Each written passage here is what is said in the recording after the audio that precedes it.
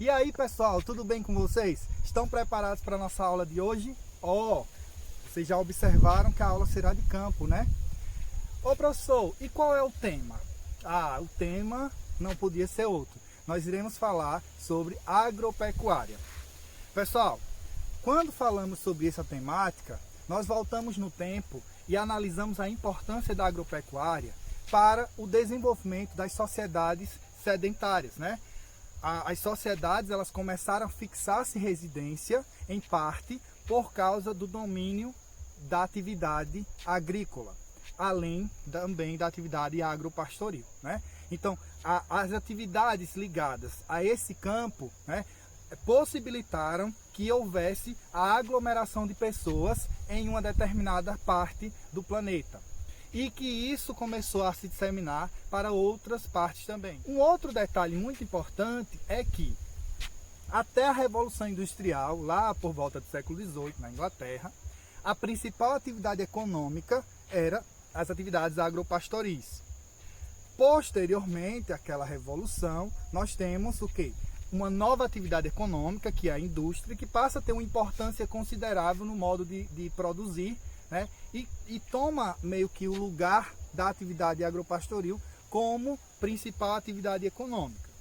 Mas a atividade agropastoril continua, né, tendo uma grande importância, porque agora, quando a gente fala de ocupação do espaço geográfico, as atividades agropastoris, elas vão estar colocadas como atividades de produção, né, onde eu retiro a matéria-prima, que vai ser beneficiada na atividade industrial, certo? Então, a atividade que aconteceu, o espaço geográfico passou a ser dividido entre campo e cidade. O campo produzia a matéria-prima e a cidade beneficiava. Então, é na cidade onde acontecia, de fato, a circulação daquilo que era produzido no campo, certo? Sobre os sistemas agrários ou agrossistemas, basicamente, nós temos o modo com que o ser humano ele vai explorar o solo ou criar animais.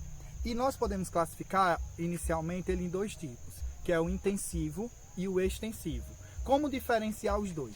Basicamente, o intensivo ele vai ter grande uso de tecnologia.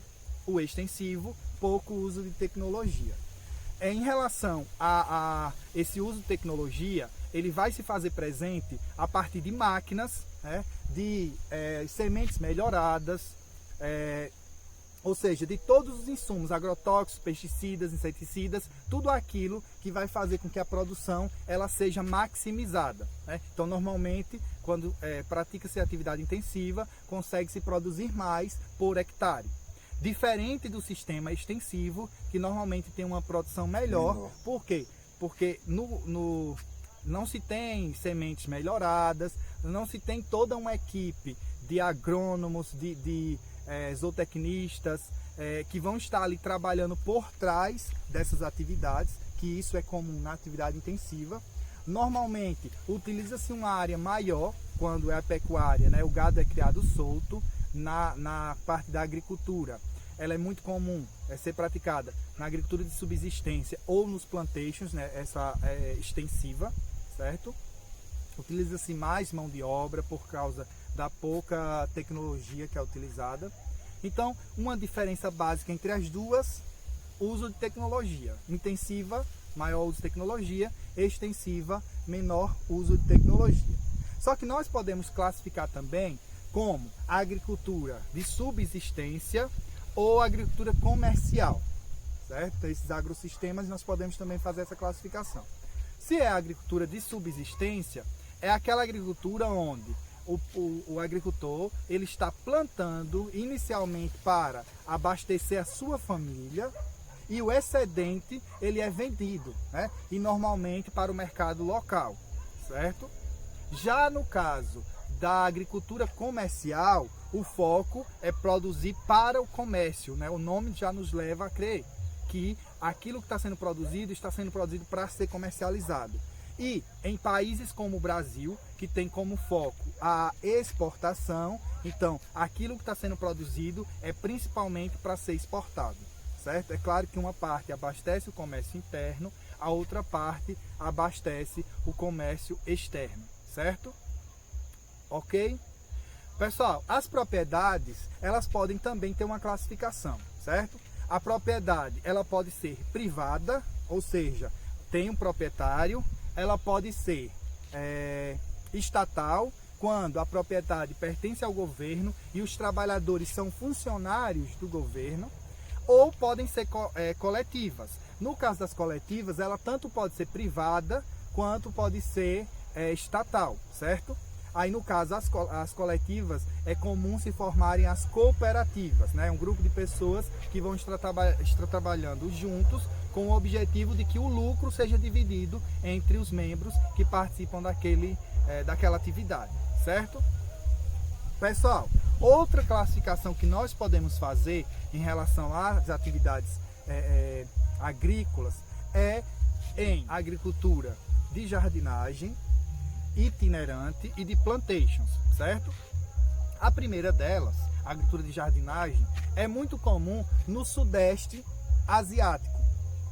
Primeiro, normalmente esse tipo de cultivo ele é praticado em relevo mais íngreme, certo? Onde são construídos chamados terraços, né? Feito terraceamento. Uma observação importante a fazer é que no sistema de terraceamento, como o terreno é inclinado, costuma-se construir terraços que vão reduzir a velocidade da água e, consequentemente, reduzir os impactos da erosão no solo.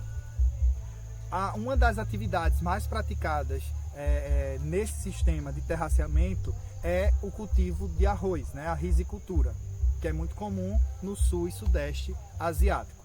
O segundo tipo é o sistema de plantations. No caso do sistema de plantations, ele foi muito praticado, né, durante o período colonial na América e na África e tinha como base a monocultura, né? Essa monocultura sendo praticada em latifúndios, em grandes propriedades de terras, e que o que era produzido para exportação. Então essa é a base do plantation. Sendo que no período colonial nós tínhamos mais um elemento aí, que era a atividade sendo praticada por escravos. Com a abolição da escravidão, a atividade passou a ser praticada por uma mão de obra assalariada, mas infelizmente com baixos salários. Ainda hoje, essa atividade é muito praticada, né? É uma herança do período colonial, tanto na América Latina quanto na África. A última é a atividade itinerante. Pessoal, nós estamos aqui num ambiente que pratica essa atividade itinerante, certo? Então eu vou mostrar para vocês algumas características e algumas imagens desse ambiente, dessa roça, né, que é uma característica da atividade itinerante.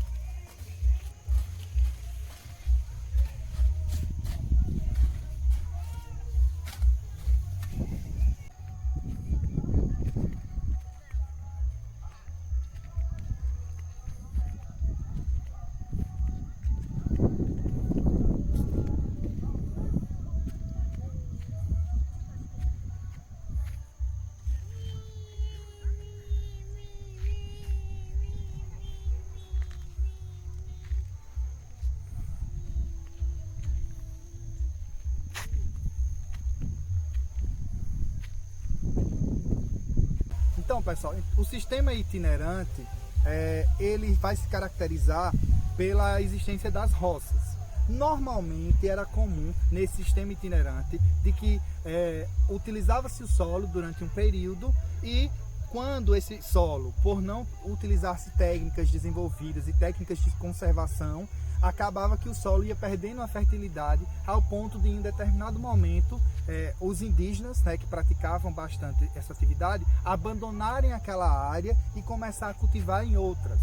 Essa atividade, né, ela não permanece da mesma forma em algumas áreas. Aqui, por exemplo, não há esse abandono da terra, a terra permanece sendo utilizada anualmente, mas há o período de repouso, certo? Então, entre uma safra e outra, a terra ela repousa e começa a surgir uma mata secundária que dá-se o nome de capoeira, certo?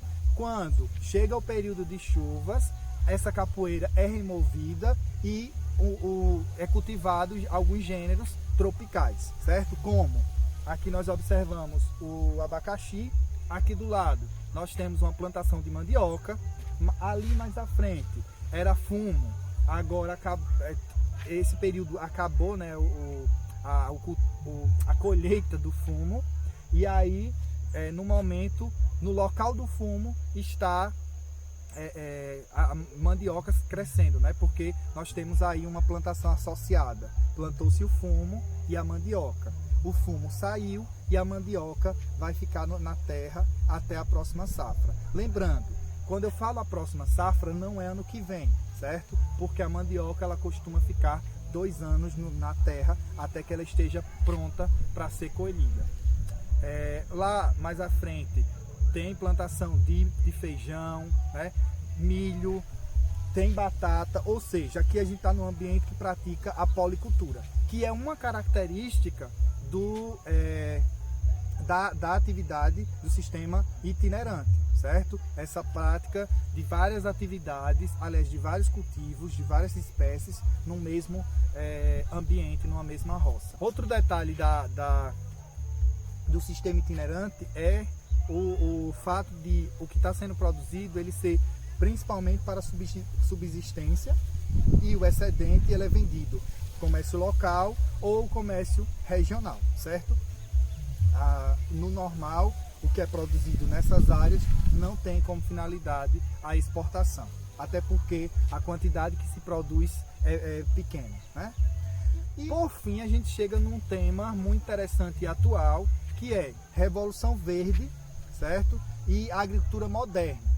Pessoal, quando aconteceu a Revolução Verde, né, o advento de novas técnicas que faziam com que o cultivo e a criação de animais tivessem um desenvolvimento maior e, consequentemente, uma produção maior, nós tivemos uma revolução. Por isso que é revolução, né? Uma revolução nas atividades produtivas do setor primário. As inovações tecnológicas começaram a chegar no campo, sendo que na cidade essas inovações elas já tinham gerado o desemprego que nós chamamos de desemprego estrutural. E essa realidade começa a acontecer no campo, né? O desemprego estrutural. Só que a produção no campo aumentou. Por que aumentou, professor? Porque simplesmente novas tecnologias começaram a ser empregadas no campo. A exemplo de produtos químicos que ajudavam a eliminar pragas, né, que costumavam fazer com que a produção fosse menor. Então agora, exterminando essas pragas, a produção no campo passou a ser cada vez maior. Outro detalhe é o surgimento de máquinas, o desenvolvimento de máquinas que passaram a participar do processo desde o início até o final da produção. Ou seja, desde o preparo do solo até a colheita, né, e o beneficiamento posterior desses produtos. Outro detalhe é que agora as universidades começam a trabalhar com os produtores rurais. Nesse momento, nós temos o desenvolvimento de uma infinidade de produtos que começam a fazer com que a produção no campo tivesse um aumento considerável, certo?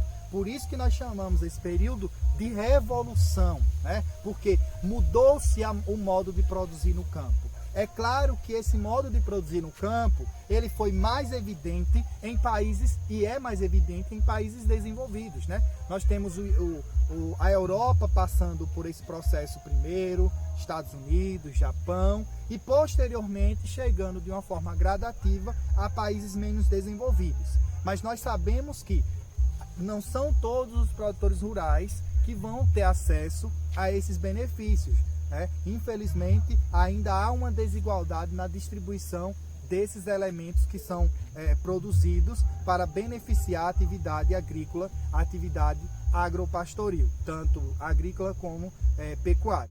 Então, pessoal, na segunda metade do século XX, uma temática, né, começou a difundir no mundo, e se espalhar, porque houve uma evolução dos meios de comunicação, e essa temática ganhou o mundo de forma mais intensa, que é a questão da fome. E aí começou-se a se discutir o que fazer para reduzir essa problemática. Com o auxílio do Banco Mundial, grandes corporações, grandes multinacionais, passaram a investir bastante no uso de fertilizantes, de diferentes insumos, de adubos e sementes selecionadas para aumentar a produtividade e, consequentemente, reduzir a fome. Nós sabemos que houve uma redução de fato da fome no mundo, mas que o processo ligado ao sistema de produção atual, que é o capitalismo, ele é perverso e infelizmente não possibilita que todos ainda tenham acesso ao alimento como deveria. Então hoje nós produzimos tranquilamente o suficiente para alimentar toda a população do mundo, mas infelizmente há muitas ações capitalistas que acabam preferindo destruir o alimento para aumentar o preço no mercado quando há um excesso daquele produto, do que aquele alimento chegue para as populações mais pobres e acabe matando a fome dessa população, certo? Infelizmente isso ainda acontece de forma muito intensa no nosso planeta. Então, com o surgimento dessas sementes modificadas, sementes híbridas, nós temos o surgimento da chamada agricultura científica, né? Ou seja, nós temos sementes que são geneticamente modificadas, que são os transgênicos e que acabam sendo gerados a partir do estudo científico, certo? Então, por isso que nós temos a chamada agricultura científica ou agricultura moderna. Nós temos também o sistema de precisão, né? Agricultura de precisão. Nesse caso, são instaladas estações meteorológicas, é feita uma análise do solo para saber a composição química e, consequentemente, fazer uso de adição de elementos químicos que acabem tornando aquele solo mais fértil e que aumente a produtividade, certo? Então, pessoal, basicamente é isso. A nossa aula se encerra aqui. Foi muito bom estar com vocês. Obrigado e até a próxima. Um beijo no coração.